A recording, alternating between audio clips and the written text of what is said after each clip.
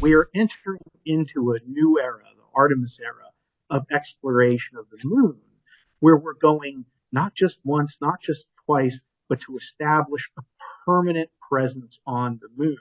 Whether the mission succeeds or landing or not, the mission itself, in my opinion, is an overall success. Chandrayaan, as well as the signing of the Artemis Accords, we're seeing that partnership go beyond Earth orbit to the surface of the moon. It's extraordinarily important, as you say, to the whole world. We are entering into a new era, the Artemis era, of exploration of the moon, where we're going not just once, not just twice, but to establish a permanent presence on the moon.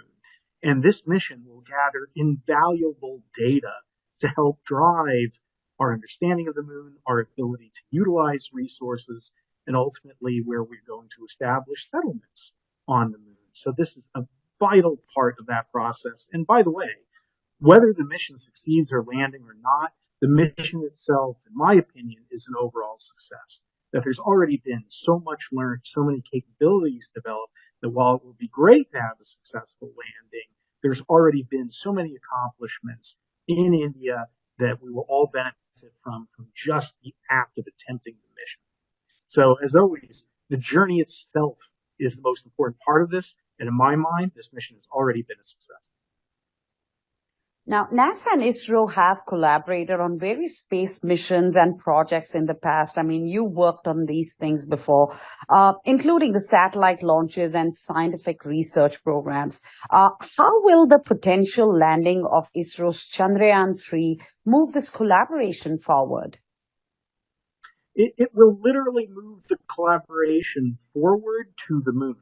That right now, a lot of our collaboration with NASA and ISRO is focused on Earth, which is terrific, such as projects such as NISAR, where with India, we're going to have radar systems that will be able to study the Earth and create a lot of vital data to tackle climate change and issues related to our changing climate, which is going to be so important for India, for the US, and for the entire world. With Chandrayaan, as well as the signing of the Artemis Accords, we're seeing that partnership go beyond Earth orbit to the surface of the moon, where the next era of both robotic and human space exploration is going to take place. So this is an inflection point moment for the relationship that will establish the stage and what's going to happen for decades to come as India, ISRO, America, and NASA explore the moon together in preparation for eventual work on Mars, which India has already, of course, sent probes to. And that's why this partnership is so important, and it's important to grow it from Earth to the moon and then eventually to Mars.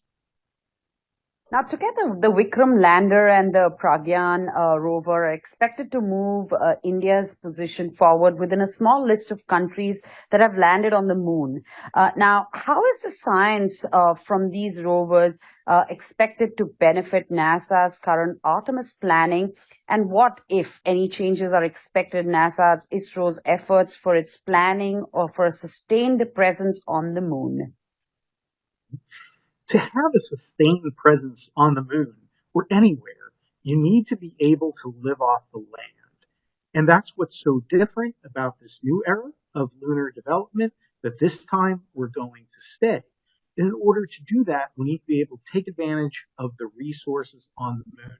Not too long ago, we thought the moon was bone dry, no water. Now we've discovered that the moon has vast resources of water ice that could be taken advantage of to create oxygen, to create rocket fuel. It's a treasure trove of fuel that can sustain development and even missions out further to Mars.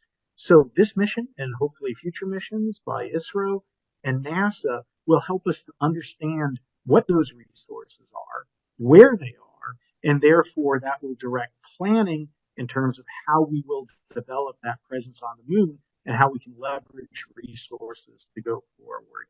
There have been so few missions to the moon, we actually understand not a lot. So this is a terrific opportunity to enhance our understanding that will drive architecture of Artemis missions and our development of in situ resource utilization, using the resources on the moon to create sustainable lunar development and then leverage the moon for a historic mission to Mars. Now, just this year, when Prime Minister Modi was here, India became a signatory to the Artemis Accord, which is set on the principles and guidelines for international cooperation in lunar exploration. With the potential landing of Chandrayaan-3, how is India's participation in these accords going to influence various aspects of lunar exploration and sustainable use of lunar resources? Yeah, India signing the accords was extraordinarily important, and the timing could not have been better relative to the landing of Chandrayaan-3. The accords established principles to ensure that India, the US, and the other partner nations create a future of peace, of transparency, of interoperability, creating an environment that's conducive to future development. The accords are also a preemptive strike against conflict, that at their very heart, the accords are an attempt to ensure that we have peace on the moon, Mars, and throughout space development. That's why I'm so grateful for India to have moved forward and for India to not only be a leader in terms of the substantive systems like this lunar mission, but to be a leader in policy, to help ensure that the international treaties that have been signed by India, by the US, the Outer Space Treaty, the Registration Convention, these need to be more than words on paper. And through the Artemis Accords, we all agreed to implement those obligations to create a safe and prosperous future for all of us to be able to enjoy.